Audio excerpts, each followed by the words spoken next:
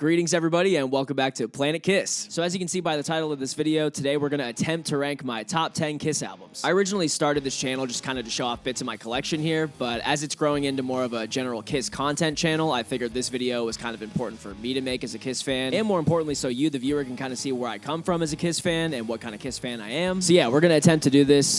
This is really hard. I'm like still on the fence about some of these picks that I've chosen and their placements on this list, but as of right now I do think this is it. And maybe a year from now I'll have a completely different list, and it'll just grow and change like people. So anyway, without further ado, as of January 2026, these are my top 10 Kiss albums.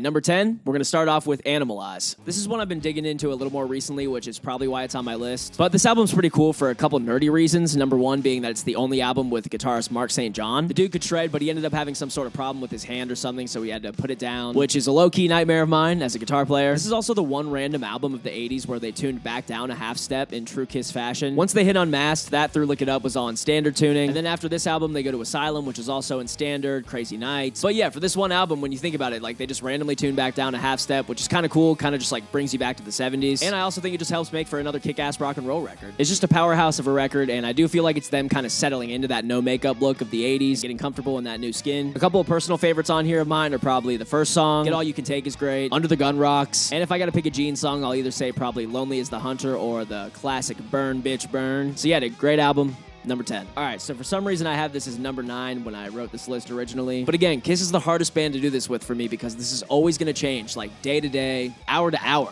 But I'm going to stop commenting on it. Let's just go on. Number 9, Dress to Kill. I know, I feel like maybe I should put this one a little higher up on my list, but fuck it, it's on my list, all right? And that's important enough. This is the third album by the band, and it's almost kind of the nail in the coffin for them before they ended up putting out Alive, which saved them and the record label and, kind of brought them back up to fame. This album has a bunch of overdubbed and layered guitars, which I think is really cool. Not to mention Peter's bombastic drums throughout the whole thing. We also have another classic album cover on our hands here, where it's just the guys sporting suits that were actually property of their management, and they're standing on the corner of West 23rd and 8th Avenue in New York City. Some of my favorites on here are Paul's opener, Room Service. I think it's just another kick-ass album opener instrumentally. I really can't think of a more rockin' way to start an album, honestly. Getaway, which is one of Peter's songs, is actually a really good Peter song, I think. Love Her All I Can also rips. I feel like a lot of these songs kind of went by the wayside for the band, but we do still have a couple on here that they played live, at least back in the day, like She or Come On and Love Me. But other than that, I really don't think there's anything else on here that they play live or that they continue to play live. I'm trying to think just off the top of my head. I don't think there's any hits on this one, right? All right, let's move on. Number 8, again, I don't know why this one is above that last one, but we're ripping it anyway because this is the list I wrote. So number 8, Creatures of the Night. This is the band's 10th album in 8 years, I think it was. And it's actually the second one to feature the new drummer, Eric Carr. That poor dude joined Kiss of all bands and then just had to sit through the recording of some cinematic rock opera, whatever you want to call The Elder. Again, The Elder's not bad, but I will say right now you're not going to find it on this list. But yes, this album sees them finally returning to their hard rock roots, arguably harder than ever before. I love it, dude. I love Kiss attempting to be hard rock. And Eric Carr finally gets a chance to shine on this thing, and he does an excellent job. Some of my favorites in particular on here are Keep Me Comin', Danger's a great song. Killer has always been one of my favorite Gene songs. It's just super fast and almost punk rock. So yeah, dude, number 8, Creatures of the Night. Number 7, Dynasty. As many of you guys know by now, this was the famous return of Kiss. The band came back together after making 4 bangers of solo albums, which that in itself is crazy. And they come back with none other than a disco record. I'm just kidding. It's not entirely a disco album, and I don't even think disco's bad, dude. I love ABBA. Everybody loves ABBA. We all know we love ABBA. Let's get over it. But all jokes aside, from the album cover that's burned into my memory from childhood all the way down to Save Your Love, which is one of 3 Ace songs on this thing, this is arguably yet another Kiss classic. I Was Made for Loving You is probably the band's biggest hit, especially nowadays. Cover. And honestly, that song is one of the hits that never gets old to me, even though we've all heard it 10 million times, like a couple of the other ones. But other than that song, Sure Know Something also rules. Magic Touch is fun. All of Ace's songs are great. That goes without saying. It may not have been the return people were looking for at the time, but hopefully the people who actually lived through that look back on it fondly now, just like people like me who actually didn't live through that era and just think it's a cool era. All right, number 6. This one's a bit of a curveball after that one. Revenge. So as you can tell by now, this list mostly lives in the 70s and 80s. But if I gotta give a shout out to at least one 90s album, I gotta pick Revenge. Really, it's just because I revisited this one recently, and I really do think it's their best album in terms of songwriting and talent. And with that, I do think this is probably their best lineup musically as well. I understand that in the mystique and the fantasy of the band, there's nobody that touches Peter Criss, and there's nobody that touches Eric Carr, and I fully support that, and I get that. but as drummers and as people who are just drummers, I think it's pretty obvious that Eric Singer's got it in the bag. We just got to be real. As guys with drumming abilities, he's the best one. The dude just knows how to lock in and keep a groove, and most importantly, serve a song. And he knows how to rip those classic Kiss songs like in a professional way that still sounds, again, just serving the song. But besides all that musical nerd shit, this album rocks top to bottom. This is the one album that actually starts off with a Gene song. There are some cringy ones on here like Take It Off or Domino or Spit. But again, Unholy Rules, I Just Wanna is also another Kiss classic that I feel like maybe should have almost been played live more often post that era. And then some deeper cuts on there like Paralyzed or Heart of Chrome also rule too. Those are ones that just kind of like showcase that musical talent I was talking about that just almost doesn't even sound like Kiss, but it just sounds like kind of a better version of Kiss at the same time. And they still end this record by paying homage to Eric Carr with the Eric Carr Jam, which is a classic drum solo that I still love tapping along to or just like drumming along to in my head.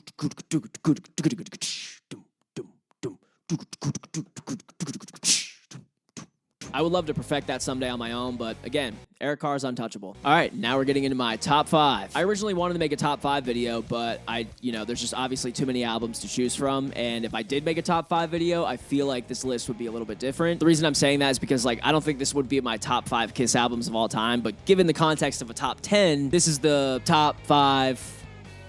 You get it. I don't need to explain myself. Let's just go on. Number 5, Love Gun. This album was just Kiss at the top of their game. Starts off with I Stole Your Love, which is such a sick album opener. The scene in Detroit Rock City also always used to scare me as a kid. The beginning scene where the mom is sitting down enjoying her wine, reading a book, and she puts on a record, and she thinks it's her whatever record it is, and it ends up being this record with that song starting it. She jumps out of her seat and spills her drink everywhere. It's also the first record that we hear vocals from the late, great Ace Frehley. Apparently, he had to lay on his back and record this with all the lights off in the studio because of how nervous he was. And then a year later, he cranks out the best solo album of all 4 guys, which is just funny how that works. But this was 1977. This was, around the time Alive 2 was coming out, too. This is when all the toys were starting to come out, so it's like, they were just on top, dude. And I feel like the album almost kind of, talks about some of that stuff, too, at least in Gene's songs. A lot of his songs are very, self-confident and just, which I know is kind of Gene's character, but I feel like he kind of talks about it a little more in these songs. They almost kind of remind me of rap songs where people just flex. There's also the backup singers on the record too, which just kind of gives it that extra oomph. So yeah, when I think of this album, I just kind of think of a whirlwind of Kiss toy commercials and live videos. Yeah, this album rules. It ends with a bag cover, but it still rules. All right, number 4, baby. Rock and Roll Over. This is just an honest-sounding 70s rock album, and that's the reason I love it so much. I Want You is kind of a bit of an interesting album opener. Honestly, it's not one of my favorites, but there are songs like Take Me, Love 'Em and Leave 'Em, Baby Driver, which is another Peter song, and those songs all just kind of have this thumping, driving energy, Not to mention Mr. Speed is also one of my favorite Kiss songs of all time, or at least probably in my top 5. I don't really even know why. It's a very simple song, but I just love that opening riff. Making Love has also always been one of my favorite higher energy Kiss songs, and it also just makes for a banger of an album ender. All right, we're now getting down to my top 3, and once we get to my number 1, that's where I'm going to throw you the curveball. But without further ado, number 3, self-titled album, Kiss. Let's face it, there would be no Kiss without this album. For a debut album by a couple of young knuckleheads off the streets of New York, as Gene loves to say, there's some genuine talent in there, I think, for some young New York guys. This whole thing really is just a groovy rock and roll ripper. The album artwork is also interesting, too, for obvious reasons, especially for a band's first album, too. But yes, first Kiss album, there'd be no Kiss without this album. We wouldn't have anything that came after it if we didn't have this one first. All right, number 2. I genuinely feel that this belongs at number 2. Hotter Than Hell. I know this might be a bit of a weird one to put so high up on a top 10 list or a top 5 list. This album is much more raw and kind of shittier sounding sonically, for lack of a better term. And I always did think it was weird, even as a kid, that the second album sounded worse than the first album. I picked up that early that it should sound better because they progressed. But with that, it also sounds a bit heavier and almost even grungy. It could almost even be considered probably one of the first grunge albums, at least in my opinion. I also genuinely think that some of Ace's best solos were on here. I think his fingers were just on fire at this time. He was just cooking all the way, watching you. He just seemed like he was on fire, and honestly, they all did. So with all that, it's probably my favorite nugget of pre-World Takeover, big rock band Kiss. This is also another album I've always loved visually, with the cover, the front, and the back. It's just fun, and there's kind of a funny story behind it where Ace could only put makeup on half of his face for the photo shoot because he got in a bad car accident leading up to it. The back is really cool, too. It just shows pictures of them kind of partying at this big party they had at the photo shoot that I guess kind of turned into a huge party. And then there's that huge face that combines all their makeup art, and it also has the Chikara symbol, which I love that thing. I either wanted this a bumper sticker or maybe even a tattoo. Or both. Who knows? But yeah, man, Hotter Than Hell rules. Again, it's a little grungier. It's a little more raw, but I just think the band wanted it. It just sounds like they wanted it on this record. So I love it. All right, we are at number 1. Right now, as of January 2026, like I said, this is my favorite Kiss album. I think I'm going to say that this is my favorite Kiss album, and it's going to be a big curveball. So, number 1, my favorite Kiss album, Unmasked.